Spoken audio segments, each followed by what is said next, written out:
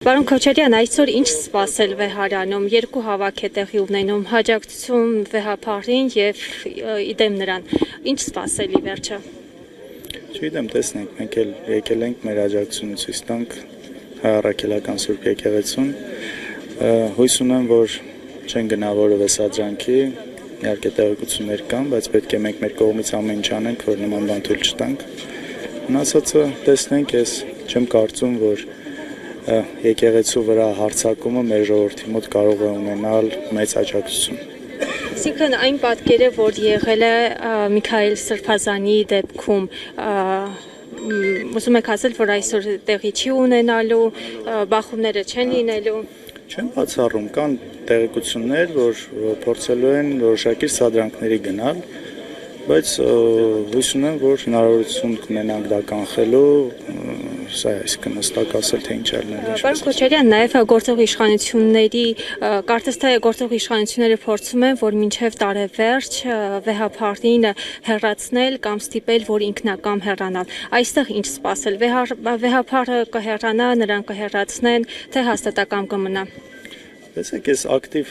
գործընթացը իշխանությունների կողմից եկեղեցու դեմ սկսվել է, կարծեմ մայիս ամսից, եթե չեմ սխալվում, եւ մինչեւ այսօր մենք տեսնում ենք այն ապօրինությունների շղթան, որը շարունակվում է։ Ես հույս ունեմ եւ նաեւ այն արձագանքները, որ գալիս են վեհապարից, երևում է, որ չի պատրաստվում տեղի տալ այս ճնշումներին, մենք ունենք, գիտեք, Սրբազան հայրեր կալանավորված, նրանք կալանավորվել են նույնպես նրա համար, որ տեղի չեն տվել, չեն հանձնվել, չեն վախեցել ու միանշանակ կարող եմ ասել, որ մեր ժողովրդի ճնշող մեծամասնությունը չի սատարում այս հարձակումները եկեղեցու վրա։ Այստեղ հարցը բացարձակապես վեհապարի անձի մեջ չի, միայն կաթողիկոսի մասին չի, այլ հենց եկեղեցու, որովհետև իրենք ինչքան էլ իրենք փորձեն ասել, որ սա կոնկրետ կաթողիկոսի դեմ է, սա միանշանակ եկեղեցին քայքայելու քանդելու գործընթաց է։ Ինչ է շահում սրանով Նիկոլ Փաշինյանը, նաև հաշվի առնենք այն, որ առջևում էլ համապետական ընտրություններն են, սրան որևէ փոխկապակցվածություն կա, թե այլ նպատակ, այլ ենթատեքստեր է իր մեջ պարունակում։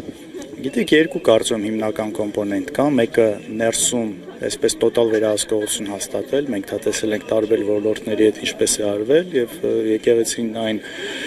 ինստիտուտն է, այն կառույցն է, որտեղ նա չունի այդ ազդեցությունը եւ ուզում է իրան ենթարկեցնել, հպատակեցնել,